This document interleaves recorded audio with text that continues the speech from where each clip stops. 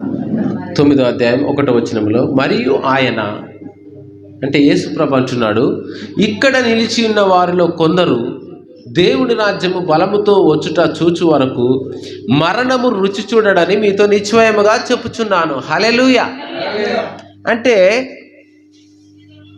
నేను కూడా చాలా సందర్భాలు అంటే రెండవ రాకడ యేసుప్రభు రావాలి, అప్పటిదాకా చనిపోరా అన్న భావన నాలో ఉన్నది.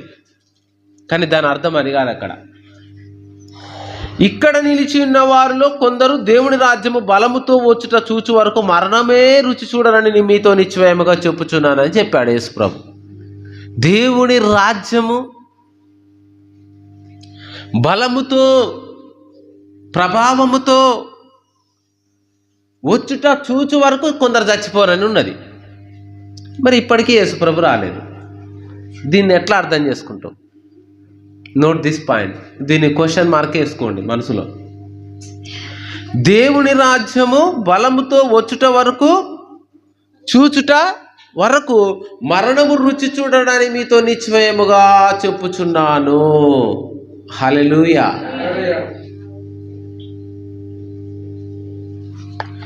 తర్వాత యేసుప్రభు వాళ్ళని తీసుకొని కొండ ఎక్కి మోషేయు ఏలియాయు వాళ్ళకి కనపడ్డారు, రూపాంతరం పొందాడు. మరి అదే దేవుని రాజ్యము బలముగా చూచుట వరకు? అది కూడా కాదు. హల్లెలూయా. ఆ కింద ఉన్నటువంటి మేఘంలో వచ్చి వారిని కమ్మగా, ఈయన నా ప్రియ కుమారుడు, ఈయన మాట వినుడని 7వ వచనంలో ఒక శబ్దము ఆ మేఘములో ఉండి పుట్టెను. వెంటనే వారు చుట్టూ చూచినప్పుడు తమ యొద్దనున్న యేసు తప్ప మరి ఎవరి వారికి ఇదా దేవుని రాజ్యం? మోషే ఏలియాలు కనపడ్డారు, కానీ అది కూడా కాదు. హల్లెలూయా. అది ఒక యేసయ్య చెప్పిన ప్రవచనం. హల్లెలూయా. దేవుని రాజ్యము వచ్చే వరకు చూచు వరకు ఇక్కడ నిలిచిన వారిలో ఎవరు కూడా చనిపోరు. మరణము రుచి చూడరని మీతో నిశ్చయముగా చెప్పుచున్నాం. అంటే రుచి చూసేది ఏంటంటే ప్రతి ఒక్క వ్యక్తి మరణము. హల్లెలూయా. ఏదైనా అంటే రుచి అనగా దేవుని యొక్క వాక్యంలో మనం చూసినప్పుడు మరణమును కూడా చూపిస్తుంది. అంటే కొన్ని సందర్భాలను బట్టి మరణమును రుచి చూడరు అంటాడు. మరణం అంటే ఏంటండి? రుచి అంటే ఏంటంటే చనిపోతారు.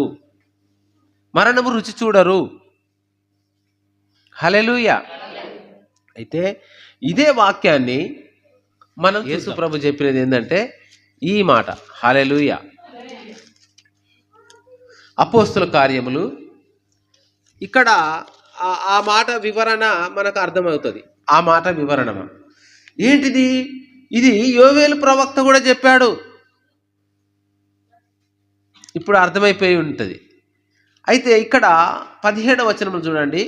అంత్య దినములందు నేను మనుషులందరి మీద నా ఆత్మను కుమ్మరించెదను, మీ కుమారులు మీ కుమార్తెను ప్రవచించెదరు, మీ యవనులకు దర్శనము కలుగును, వృద్ధులు కలలు కందురు. ఆ దినమున నా దాసుల మీదను నా దాసురాండ్ల మీదను నా ఆత్మను కుమ్మరించెదరు కనుక వారు ప్రవచించెదరు. హల్లెలూయా. ఇంకా దీనికి 37వ వచనం నుంచి మనం చదువుకుందాం. 38వ వచనంలో అప్పుడు అంటున్నాడు, దేవుని రాజ్యము ఎలా మనం స్వతంత్రించుకుంటాము అంటే పేతురు అంటున్నాడు, మీరు మారు మనసు పొంది చదవండి, పాపక్షమాపణ నిమిత్తము. 38వ వచనం 2వ అధ్యాయం 38వ వచనం అపోస్తుల కార్యములు 2వ అధ్యాయము 38వ వచనములో పేతురు అంటున్నాడు, మీరు మారు మనసు పొంది పాపక్షమాపణ నిమిత్తము ప్రతివాడు యేసు క్రీస్తు నామమున బాప్తిస్మము పొందుడి, అప్పుడు మీరు పరిశుద్ధాత్మను వరమును పొందుదురు. హల్లెలూయా. ఈరోజు మనం వింటున్న సందేశం ఏంటంటే వరము అనండి. చాలా సందర్భాలను మనం చదువుకుంటూ పోతాం. ఒక్కొక్క రోజు దేవుడు ఒక్కొక్క చాప్టర్ ద్వారా మనతో మాట్లాడతాడు. వరము అంటే ఇప్పుడు మనం చదువుకున్నాం కదా, ఫస్ట్ చదువుకున్న వాక్యము, ఆయన రాజ్యము వచ్చుట వరకు మరణము రుచి చూడరు. అదే వరం. హల్లెలూయా. అంటే మీరు రుచి చూడాలంటే వరం ఉన్నది, ఆ వరం పొందుకుంటారు. ఆ వరం కొరకు మీరు కనిపెట్టుకొని ఉండుడి.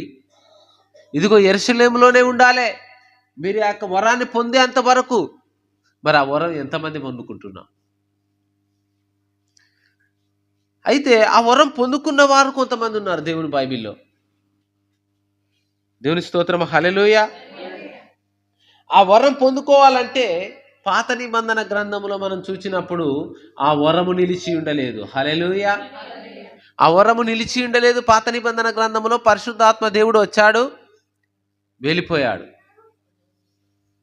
సంసోను మీదకి దిగాడు. సంసోను ఎన్ని నక్కలు, మూలడని నక్కలను పట్టుకున్నాడు. పడతాం రంగయ్య గారు? ఒక్క నక్కనే పట్టలేము మనం. ఆయన అన్ని నక్కల్ని పట్టుకొని వాటి తోకలకు గట్టి మంచిగా నిప్పంటించి వాళ్ళకు దూలిండట పంట చేనులకు. హల్లెలూయా. ఆయన సింహాన్ని చీల్చాడు దేవుని ఆత్మ వారి మీదకి దిగినప్పుడు. మోషే మీద ఆత్మ దిగింది, మోషే సముద్రాన్ని చీల్చగలిగాడు. ఏలియా మీదకి ఆత్మ దిగింది, ప్రార్థన చేశాడు. అభిషేకం దిగి వచ్చినప్పుడు ఆకాశము నుంచి అగ్ని రగులుకుంది. హల్లెలూయా. అయితే ఇన్ని జరుగుతూ ఉన్నాయి, ఇవన్నీ ఆత్మ వచ్చి వెళ్ళిపోతేనే జరిగినాయట. హల్లెలూయా. కానీ ఆయన వాగ్దానం చేశాడు ఏందని? ఆయన వాగ్దానం చేశాడు. ఇక్కడ 32వ వచనంలో యేసు 32వ వచనం చదువుతానా? ఇదే అధ్యాయము, అపోస్తలుల కార్యము 2వ అధ్యాయము 32వ వచనంలో, ఈ యేసును దేవుడు లేపెను, దీనికి మేమందరము సాక్షులము కాగా ఆయన దేవుని కుడిపార్శ్వమును హెచ్చింపబడి పరిశుద్ధాత్మను గురించిన వాగ్దానమును తండ్రి వలన పొంది మీరు చూచుచు వినుచున్న దీనిని కుమ్మరించి ఉన్నాడు. హల్లెలూయా. అంటే ఆయన, నేను వెళ్తా, మీకు ఒక వరం ఇస్తా, ఈ వరాన్ని మీరు మనము ఫ్రీ. నాకు ఎవరైనా ఫోన్ చేసిన వాళ్ళు 2 గంటలకు చేస్తారు, 1 గంటలకు చేస్తారు, 3 గంటలకు చేస్తారు, 12 గంటలకు చేస్తారు. నైట్లో ఎవరైనా సర్వేశ్వరయ్య గారు ఫోన్ లేపలేదని ఎవరైనా అన్నారా? ఎవ్వాలన్నా ఒక్కరితో అనిపించండి. ఇంకా పొద్దున్నాక చేస్తే నేను దొరకను, ఎన్నో పని మీద ఉంటా కాబట్టి. అదే నైట్ పూట అయితే హాయిగా బెడ్ మీదే ఉంటాం కాబట్టి ఎనీ టైం ఎప్పుడు ఫోన్ మోగిందంటే ఆ తలాపునే ఉంటుంది. టక్కున తీసి మోకాళ్ళు వేసి ప్రార్థన చేస్తా వాళ్ళ కొరకు. ఎందుకు? దేవుడు నాకు ఇచ్చిన బాధ్యత. హల్లెలూయా.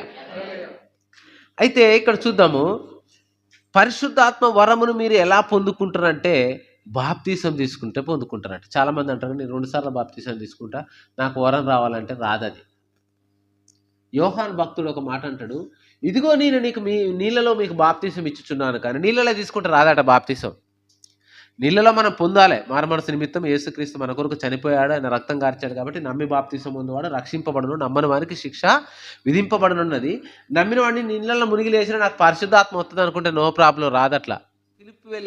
ఫిలిప్పు వెళ్ళాడు, సువార్త ప్రకటించాడు, యేసును పరిచయం చేశాడు, యేసు ప్రభువుని నమ్ముకున్నారు, వారు బాప్తీసం పొందుకున్నారు, కానీ వాళ్ళ మీద పరిశుద్ధాత్మ లేదు.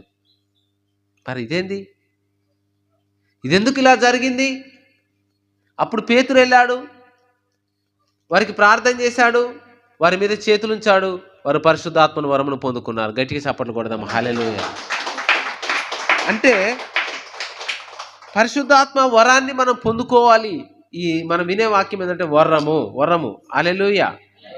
అప్పుడు వాళ్ళు పొందుకున్న తర్వాత అంత్య దినములందు నేను ఫస్ట్ చెప్పాను కదా, ఆ మాట నెరవేర్చబడుతుంది. ఇక్కడ 38 అంటే పేతురు మీరు మారు మనసు పొంది పాపక్షమాపణ నిమిత్తము ప్రతి వాడును యేసుక్రీస్తు నామములో బాప్తిస్మము పొందాలి ఫస్ట్. అప్పుడు పొందిన తర్వాత మీరు పరిశుద్ధాత్మను వరమును పొందుతారు. హల్లెలూయా. ఇది మీ వాగ్దానమును మీకును మీ పిల్లలకును దూరస్తులకును అనగా మన ప్రభు అయిన దేవుని తన యొద్ద నుండి పిలిచిన వారందరికీ చెందునని వారితో చెప్పాను. హల్లెలూయా. దేవుని వాక్యాన్ని అంగీకరించిన వారందరూ 3000 మంది అట. 3000 మంది మీద పరిశుద్ధ. తర్వాత 44వ వచనం చదువుతానా? చదవండి. 44వ వచనము. పేతురు ఈ మాటలు ఇంకా చెప్పుచుండగా అతని బోధ విన్న వారందరి మీదికి, హల్లెలూయా, గట్టిగా చప్పట్లు కొట్టండి. చెప్పండి.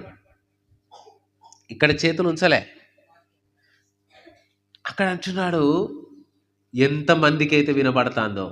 చాలా జాగ్రత్తగా వినండి. ఎంతమందికి అయితే వినబడతాందో చెవి గలవాడు వినుగాక అని వాక్యం ఉంది. ఇక్కడ 44 వచనంలో పేతురు ఈ మాటలు ఇంకా చెప్పుచుండగా, అంటే ఇంకా చెప్పుచుండగా వాక్యము ప్రకటిస్తున్నాడు. అతని బోధ విన్న వారందరి మీదికి బోధిస్తా ఉన్నాడు, చెప్తా ఉన్నాడు. వాళ్ళందరూ ఏం చేస్తారట? వింటా ఉన్నారట. హల్లెలూయా.